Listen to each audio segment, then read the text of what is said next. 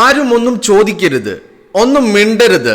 നിങ്ങളുടെ common sense, നിങ്ങളുടെ മനസാക്ഷി, നിങ്ങൾ പലതും കാണുമ്പോൾ, നിങ്ങൾ കേൾക്കുമ്പോൾ നിങ്ങളോട് നിങ്ങളുടെ മനസാക്ഷി ചോദിക്കുന്ന ചോദ്യങ്ങളൊന്നും നിങ്ങൾ നിങ്ങളുടെ വായ കൊണ്ട് തുറന്ന് ചോദിക്കരുത്, ശബ്ദമുയർത്തരുത് എന്നതാണ് ഇപ്പോഴത്തെ ഒരു സ്ഥിതിവിശേഷം എന്ന് പറയുന്നത്.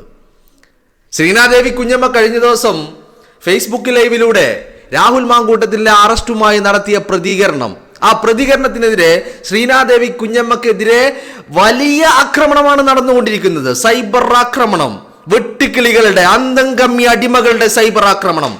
എന്താ കാര്യം ഇത്തരത്തിൽ സ്ത്രീകൾ രംഗത്ത് വന്നുകൊണ്ട് സ്ത്രീ സമൂഹം രാഹുലിനൊപ്പം നിന്നു കഴിഞ്ഞാൽ, ഈ കേസിന്റെ ജെന്യൂനിറ്റിയെ ചോദ്യം ചെയ്തു കഴിഞ്ഞാൽ, ഇവിടെ ന്യായം എന്താണ് എന്നുള്ളത് സ്ത്രീ സമൂഹം ചോദിച്ചു കഴിഞ്ഞാൽ ഈ പടച്ചുണ്ടാക്കിയതെല്ലാം ചീട്ടുകൊട്ടാരം പോലെ തകരുമെന്നുള്ളത് ഉറപ്പാണ്. അങ്ങനെ വരുമ്പോൾ ഇവരുടെ പ്ലാനുകളെല്ലാം വർക്കാവാതെ വരും. ഇവർ എന്തിനു വേണ്ടിയാണോ പണിയെടുക്കുന്നത് അതൊക്കെ വെറുതെയാവും എന്നുള്ള തിരിച്ചറിവിൽ നിന്ന് രാഹുൽ മാങ്കൂട്ടത്തിന് വേണ്ടി ആരെങ്കിലും സംസാരിച്ചു കഴിഞ്ഞാൽ അത് വലിയ പ്രശ്നമാണ്. ഇപ്പൊ പറയുന്നത് ശ്രീനാദേവി കുഞ്ഞമ്മ രാഹുൽ മാങ്കൂട്ടത്തിനെ അനുകൂലിച്ചു, അല്ലെങ്കിൽ രാഹുൽ മാങ്കൂട്ടത്തിനെ പിന്തുണച്ചു, രാഹുൽ മാങ്കൂട്ടത്തിനെ സപ്പോർട്ട് ചെയ്ത് സംസാരിച്ചു എന്ന് പറഞ്ഞുകൊണ്ടാണ് ശ്രീനാദേവി കുഞ്ഞമ്മക്കെതിരെ നിരന്തരമായ സൈബർ ആക്രമണമാണ്, തെറിവിളികളാണ്, ഭീഷണിയാണ്, കേട്ടാലറക്കുന്ന അസഭ്യവർഷമാണ് നടത്തിക്കൊണ്ടിരിക്കുന്നത് സഖാക്കള്. ഈ സഖാക്കൾ ആരാണ്? ഇവരാണ് കേരളത്തിലെ നമ്മുടെ സ്ത്രീകളുടെ, അമ്മമാരുടെ, പെങ്ങന്മാരുടെയൊക്കെ ഹോൾസെയിൽ സംരക്ഷകരാണ് എന്നുള്ളതാണ് അതിൻ്റെ വിരോധാഭാസം എന്ന് പറയുന്നത്. അതേ ആളുകൾ സ്ത്രീകൾക്ക് നേരായ അതിക്രമണങ്ങൾ പച്ചക്ക് തെറി വിളിക്കുക, ഭീഷണിപ്പെടുത്തുക, ഭയപ്പെടുത്താൻ ശ്രമിക്കുക, ഇതൊക്കെയാണ് നടത്തിക്കൊണ്ടിരിക്കുന്നത്. അതല്ലെങ്കിലും ശ്രീനാദേവി കുഞ്ഞമ്മയോട് ഇവർക്ക് വല്ലാത്തൊരു പകയുണ്ട്, ഒരു വിദ്വേഷമുണ്ട്, ഒരു വൈരാഗ്യമുണ്ട്. ഏതുപോലെ രാഹുൽ മാങ്കൂട്ടത്തിനോട് ഉണ്ടായതുപോലെയുള്ള വലിയ പകയും വിദ്വേഷവും ശ്രീനാദേവി കുഞ്ഞമ്മയോടുണ്ട്. എന്താ കാര്യം? ശ്രീനാദേവി കുഞ്ഞമ്മ CPI വിട്ട് UDF-നൊപ്പം ചേർന്ന്, കോൺഗ്രസിനൊപ്പം ചേർന്ന് സ്ഥാനാർത്ഥിയായി പള്ളിക്കൽ ഡിവിഷനിൽ നിന്ന് വിജയിച്ച് കയറിയതാണ് ശ്രീനാദേവി കുഞ്ഞമ്മ. അപ്പൊ ആ രീതിയിലുള്ള വലിയ ഒരു പകയും വിദ്വേഷവും ഉണ്ട്. അപ്പോ ശ്രീനാദേവി കുഞ്ഞമ്മയെ കൊത്തിവലിക്കാൻ കിട്ടുന്ന അവസരം, അവിടെ സ്ത്രീയില്ല, സ്ത്രീത്വമില്ല, സ്ത്രീകളുടെ സുരക്ഷയില്ല, അവരുടെ മാനമില്ല, ഒന്നുമില്ല, ഒരു മര്യാദയുമില്ല. വെട്ടുകിളി കൂട്ടങ്ങൾ, സൈബർ സഖാക്കൾ, അന്തംകമ്മി അടിമകൾ പണിയെടുക്കുന്നു ആവോളം എന്നുള്ളതാണ് പറയുന്നത്. ഇപ്പോൾ ഗതി കെട്ടിട്ട് ശ്രീനാദേവി കുഞ്ഞമ്മ DGPക്ക് പരാതി നൽകിയിരിക്കുകയാണ്. ശ്രീനാദേവി കുഞ്ഞമ്മ എന്താ ചെയ്തത്? ശ്രീനാദേവി കുഞ്ഞമ്മ ചെയ്തത് അവരുടെ ബോധ്യത്തിന്റെ അടിസ്ഥാനത്തിൽ, അവരുടെ അനുഭവം, ബോധ്യം എന്ന് പറഞ്ഞാൽ പോരാ, അവരുടെ അനുഭവം, എക്സ്പീരിയൻസ്, അവർ അനുഭവിച്ചത് അറിഞ്ഞതാണ് അവർ പറഞ്ഞത്.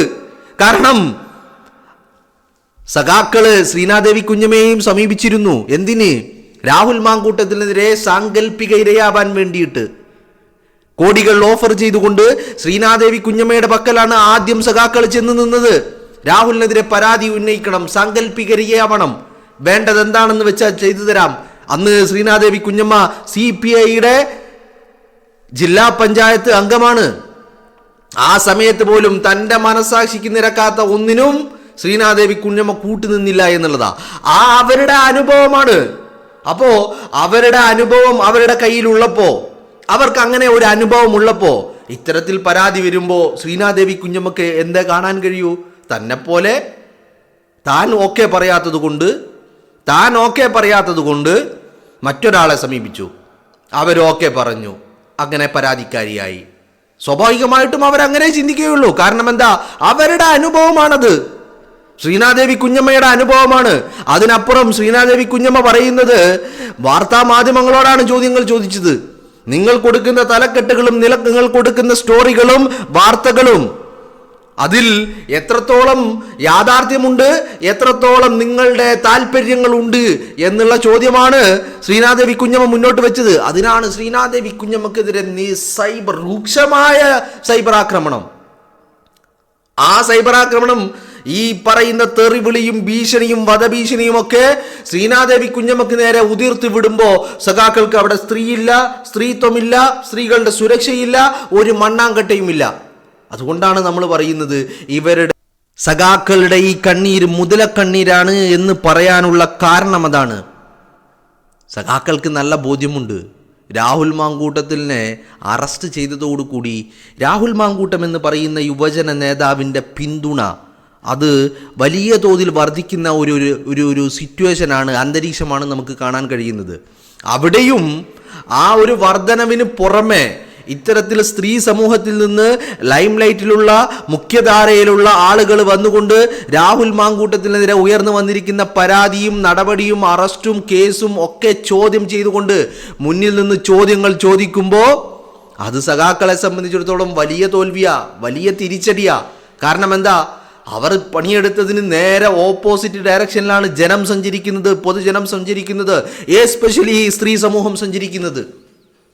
അങ്ങനെ വരുമ്പോൾ ഈ ശബ്ദങ്ങൾ രാഹുലിന് വേണ്ടി അല്ലെങ്കിൽ രാഹുലിനെ അനുകൂലിച്ച് രാഹുലിനെ പിന്തുണച്ച് ഈ സഖാക്കളുടെ നെറികേടുകളെ ചോദ്യം ചെയ്തുകൊണ്ട് പുറത്തു വരുന്ന ചോദ്യങ്ങൾ, ആ ശബ്ദങ്ങൾ, ആ എതിർ സ്വരങ്ങൾ അതിനെ ഇല്ലാതാക്കണം. അവിടെ സ്ത്രീയെന്നോ സ്ത്രീകളുടെ സുരക്ഷയെന്നോ സ്ത്രീകളുടെ കൺസിഡറേഷൻ എന്നോ യാതൊരുവിധ കൺസിഡറേഷനും ഇല്ല. അത്തരത്തിലുള്ള വെട്ടുകിളികളുടെ ഒരു കൂട്ടമായി അന്തം കമ്മി അടിമകൾ മാറിയിരിക്കുന്നു എന്നുള്ളതാണ്. യാതൊരു സംസ്കാരവുമില്ല.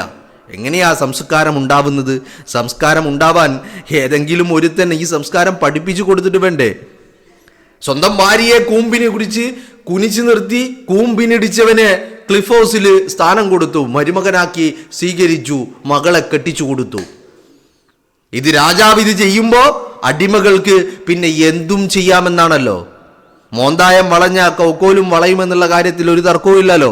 അപ്പോ രാജാവെ വളഞ്ഞിട്ടാണ്, രാജാവെ ഈ സ്ത്രീ പീഡകന്മാരുടെ പൂവൻ കോഴികളുടെ സംരക്ഷകനായി നിൽക്കുന്ന രാജാവ്, ആ രാജാവിന്റെ അടിമകള് ഇത്തരത്തിൽ സ്ത്രീകൾക്ക് നേരെയുള്ള അതിക്രമണങ്ങളുമായിട്ട് രംഗത്തെത്തി കഴിഞ്ഞാൽ നമുക്കതിൽ വലിയ അത്ഭുതങ്ങളൊന്നുമില്ല. അവിടെ നമ്മൾ മനസ്സിലാക്കേണ്ടത് ഇവരുടെ കണ്ണീര് മുതലക്കണ്ണീരാണ് എന്നുള്ളത് മാത്രമേ നമുക്ക് മനസ്സിലാക്കേണ്ടതുള്ളൂ.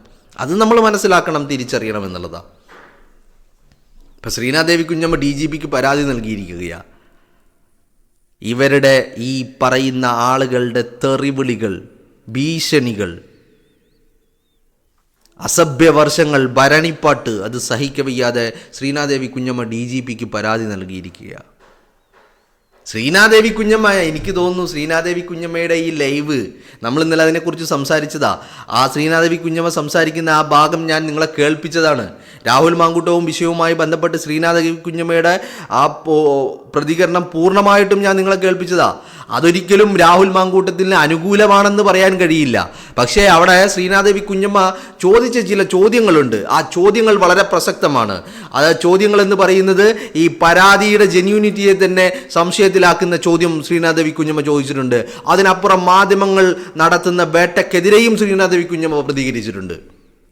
അവിടെയും ശ്രീനാദേവി കുഞ്ഞമ്മ പറയുന്നുണ്ട് അതിജീവിതക്കൊപ്പമാണ്, ഇരക്കൊപ്പമാണ് എന്ന് പറയുന്നതോടൊപ്പം തന്നെ ശ്രീനാദേവി കുഞ്ഞമ്മ പറയുന്നുണ്ട് രാഹുൽ മാങ്കൂട്ടത്തിനെതിരെ പരാതി ഉണ്ടെങ്കിൽ കേസെടുക്കണം, നടപടി ഉണ്ടാവണം എന്ന് പറയുന്നുണ്ട്. അയാൾ ഒരു ജനപ്രതിനിധിയാണ്, അതുകൊണ്ട് അയാൾ ഇത്തരത്തിൽ നടപടികൾക്ക് വിധേയമാകേണ്ടതുണ്ട് എന്ന് ശ്രീനാദേവി കുഞ്ഞമ്മ പറഞ്ഞു വെച്ചുകൊണ്ടാണ് അപ്പോഴും ഈ ചോദ്യങ്ങൾ ബാക്കിയാണ് എന്നാണ് ശ്രീനാദേവി കുഞ്ഞമ്മ പറയുന്നത്. ആ ചോദ്യങ്ങൾ ബാക്കിയാണെന്ന് ശ്രീനാദേവി കുഞ്ഞമ്മ പറയാനുള്ള കാരണം അവരുടെ അനുഭവമാ. കാരണം സഖാക്കള് ആദ്യം സമീപിച്ചത് ശ്രീനാദേവി കുഞ്ഞമ്മയാ. സാങ്കല്പിക ഇരയാകുമോ, വേണ്ടത് എന്താണെന്ന് വെച്ചാൽ ചെയ്തു തരാം, കോടികൾ എത്രയാണെന്ന് പറഞ്ഞാൽ മതി, അത് ചെയ്തു തരാം എന്ന് പറഞ്ഞുകൊണ്ട് ആദ്യം സമീപിച്ചത് ശ്രീനാദേവി കുഞ്ഞമ്മയാ. അങ്ങനെ ശ്രീനാദേവി കുഞ്ഞമ്മ അതിന് നോ പറയുന്നു. എന്നിട്ട് തൻ്റെ അടുത്ത് വന്ന അതേ ആളുകൾ മറ്റൊരാളടുത്ത് പോയിട്ട് തന്നോട് പറഞ്ഞ കാര്യങ്ങൾ അവരോട് പറഞ്ഞ് അവരെ കൊണ്ട് ഓക്കെ പറഞ്ഞ് അവരെ അതിന് പാകപ്പെടുത്തിയിട്ട് അത്തരത്തിലൊരു പരാതി ഉയർന്നു പൊന്തുമ്പോൾ ശ്രീനാദേവി കുഞ്ഞമ്മക്കും സംശയമുണ്ടാകും, ഇതേ കാര്യമല്ലേ എന്നോടും പറഞ്ഞത് എന്ന്. സ്വാഭാവികമാണ്. അപ്പൊ അവരുടെ മനസ്സിൽ ചോദ്യങ്ങൾ ഉയരും. അവരൊരു പൊതുപ്രവർത്തക എന്നുള്ള രീതിയിൽ അവർ ചോദ്യങ്ങൾ ചോദിക്കും. ഇപ്പോ എല്ലാവർക്കും എന്താ വേണ്ടത്? ആരും ചോദ്യങ്ങൾ ചോദിക്കാൻ പാടില്ല, ആരും ശബ്ദമുയർത്താൻ പാടില്ല. എല്ലാം അവർ പറയുന്നതൊക്കെ നമ്മൾ റേഡിയോ പോലെ ഇങ്ങോട്ട് കേട്ടങ്ങ് വിഴുങ്ങണം. ചോദ്യങ്ങൾ ചോദിച്ചു കഴിഞ്ഞാൽ എല്ലാവർക്കും വലിയ പ്രശ്നമാണ്. കാരണം എന്താ, ചോദ്യങ്ങൾ ചോദിച്ചാൽ ഈ പരാതികളും ഈ കേസും എല്ലാം അടപടലം മൂഞ്ചുമെന്നുള്ള കാര്യത്തിൽ ഒരു തർക്കവും. അപ്പൊ ചോദ്യങ്ങൾ ഉണ്ടാവാൻ പാടില്ല. ആ ചോദ്യങ്ങളിൽ ഉണ്ടാവാതിരിക്കാനാണ് സ്ത്രീകളെ വില കൊടുത്ത് വാങ്ങുന്നത്. അതല്ലെങ്കിൽ ആദ്യ കൂടിക്കാഴ്ച പീഡനമായ ഒരു സ്ത്രീ, 3 മണിക്കൂറോളം നിർത്താതെ പീഡിപ്പിക്കപ്പെട്ട സ്ത്രീ, ആ സ്ത്രീ പീഡനം കഴിഞ്ഞിട്ടും ചർച്ച ഷഡ്ഡി വാങ്ങുന്നതിനെക്കുറിച്ചും ചെരുപ്പ് വാങ്ങുന്നതിനെക്കുറിച്ചും 3 BHK വേണോ 2 BHK വേണോ എന്നൊക്കെയായിരുന്നു. പിന്നീട് എപ്പോഴാണ് അത് പീഡനമായി മാറുന്നത് എന്നുള്ളതാണ് എനിക്ക് മനസ്സിലാവാത്തത്.